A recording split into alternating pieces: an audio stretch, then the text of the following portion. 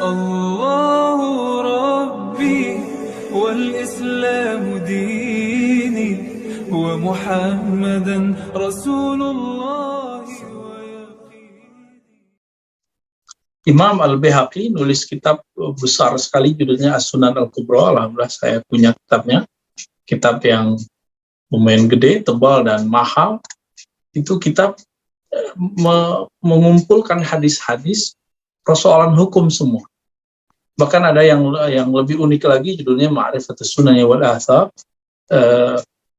Semua dalil-dalil yang dipakai dalam mazhab itu ada. Jadi banyak orang mengira bahwa mazhab Imam Syafi'i itu berarti agama buatan Imam Syafi'i. Ternyata tidak.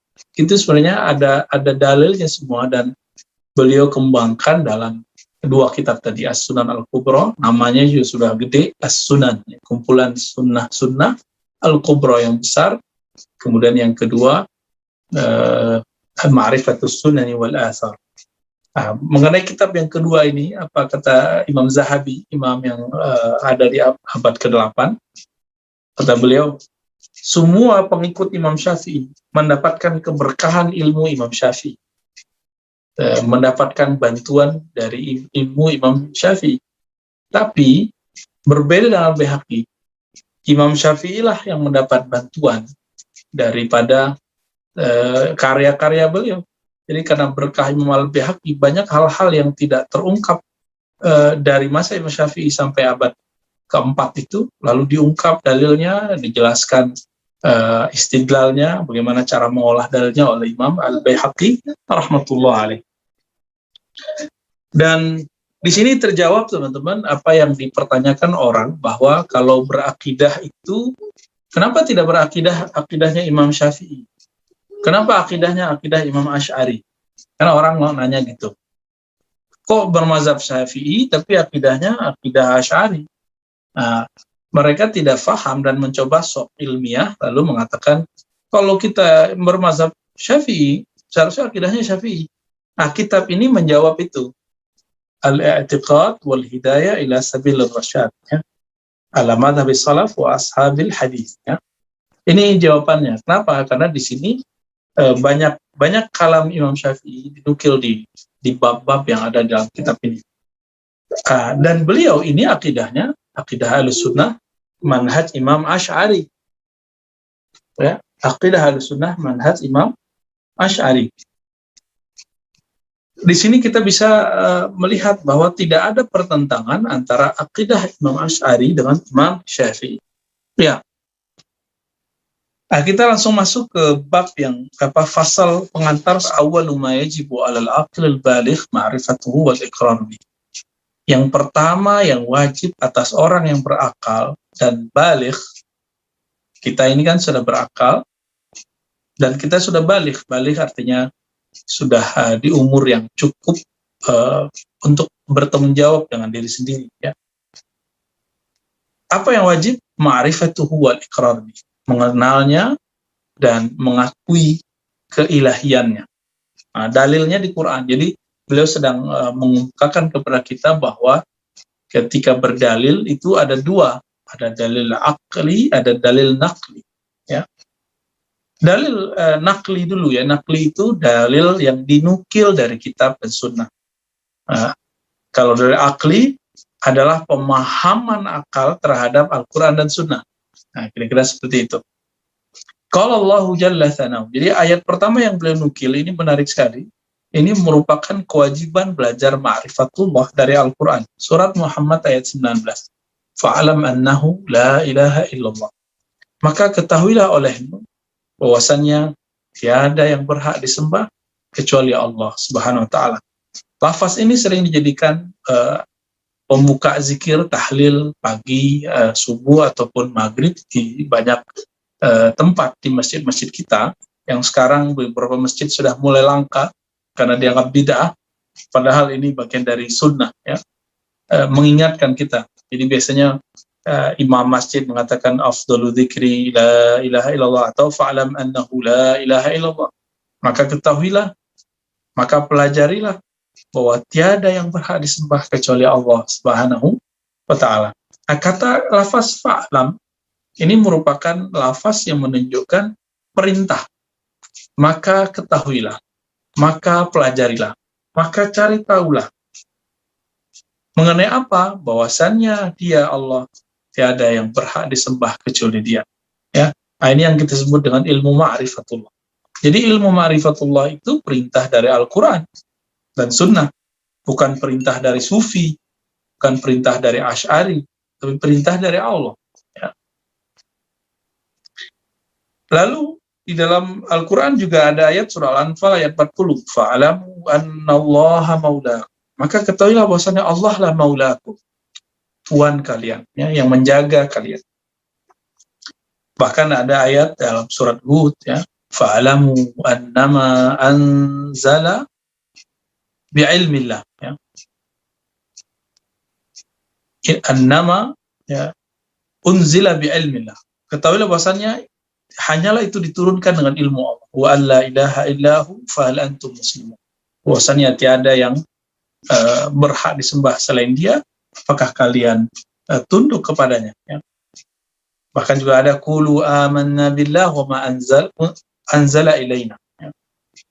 Katakanlah kami percaya kepada Allah dan kepada apa yang diturunkan kepada kami. Nah, ayat-ayat sejenis ini sangat banyak sekali, ya.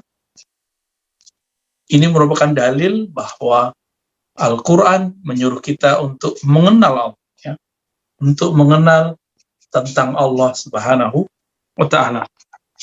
Lalu bagaimana dengan hadis? Di sini beliau menyebutkan sekitar 4 hadis, ya. Yang pertama itu hadis yang sudah masyhur dan masuk juga ke dalam hadis 40 arba'in, bahwa Sayyidina Abu Hurairah mengatakan Nabi SAW bersabda, umirtu an uqatilan nas hatta yaqulu la ilaha illallah. Kalau di arba'in itu hatta yashhadu la ilaha illallah. Aku diperintahkan untuk memerangi, melawan annas. Annas di situ di riwayat lain artinya orang-orang musyrik, sampai mereka bersaksi tiada lagi yang berhak disembah kecuali Allah. Qala Rasulullah, fa idza qalu, apabila mereka telah bersaksi, asamu minni dima'ahum wa amwalahum, maka darah mereka, harta mereka terjaga dariku, illa bihaqqiha, kecuali dengan haknya, wa hisabuhum 'ala Allah, ya. Maksud hak di sini ada yang di luar itu, ada yang di luar ini, ada yang di luar syahadat, tapi mereka dijaga, disebut dengan kelompok ahlu zimmi misalnya. Ada yang dia sudah masuk Islam, tapi karena dia melanggar hukum, dia harus diadili hartanya dan darahnya, ya. Maka disebut hisabuhum Allah azza wa jalla. Di riwayat yang berikut juga dari Abu Hurairah, ya, lafaznya hatta yu'minu bi wa bima ji'tu, sampai mereka percaya kepadaku, ya. Di versi yang lain Abu Hurairah itu diberikan oleh Rasulullah dua sendal, arti sepasang sendal. Apa kata Nabi? Izhab bina alayya hatain. Udah, kamu pakai sendalku, kamu jalan pergi sana, ya. Faman laqita min wara'il ha'id, min wara'i hadzal ha'id yashhadu an la ilaha illallah mustaqiman biha qalbu wa basyirhu bil jannah. Siapa saja di belakang tembok itu, di belakang tembok bangunan ini yang kamu temui dan dia bersaksi bahwa tiada yang berhak disembah kecuali Allah, maka kabarkan dia masuk surga. Jadi gampang sekali masuk surga itu. Percaya saja kepada Allah, ya. Dan lafaz yang ini, ya, lafaz ini ada di riwayat Imam Muslim, ya. Lafaz yang barusan ada versinya dalam riwayat Imam Muslim. Di riwayat Imam Muslim yang lain, ini ada lafaz dari Sayyidina Utsman bin Affan. Apa reaksinya? Pakai kata ya'lam. Man mata wa huwa ya'lam la ilaha illallah dakhala jannah. Siapa yang meninggal dan dia ya'lam, dia betul-betul mengetahui, dia betul-betul meyakini bahwa tiada yang berhak disembah kecuali Allah, maka dia pasti masuk surga. Maka al-ilm itu dalam bahasa Arab beda dengan sekedar wacana. Al-ilmu itu artinya al-idrak, al-idrak kama kana ayyudrak, ya. atau ma'rifatus syai' ala makan, mengerti sesuatu sebagaimana adanya, sebagaimana layaknya, sebagaimana semestinya. Man mata wa ya'lam an la ilaha illallah dakhala jannah.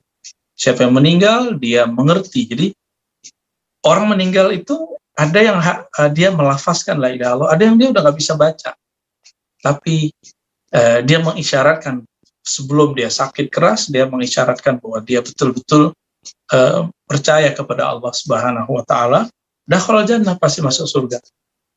Dan di hadis yang terakhir yang beliau bacakan, hadis yang sudah sering kita dengar, ini ada dalam Kitabul Janaiz dalam Sunan Abi Daud, man kana akhiru kalamihi la ilaha illallah dakhala jannah. Siapa yang akhir kalamnya la ilaha illallah pasti masuk surga. Ini bukan sembarang, teman-teman. Orang yang bisa akhir kalamnya la ilaha illallah itu nggak sembarang orang, itu nggak bisa dibuat-buat, ya. Maka latihlah sebelum tidur kita membaca tauhid, kalimat tauhid la ilaha illallah, ya. Dulu di zaman Nabi kan belum ada perdebatan Asy'ariyah dan Salafiyah. Jadi ketika tidur itu buang perdebatan itu. Cukup katakan, aku percaya bahwasannya tiada yang berhak disembah kecuali Allah, Muhammad Rasulullah. Selesai, ya. Mau apapun mazhabnya, insya Allah Allah terimalah, ya.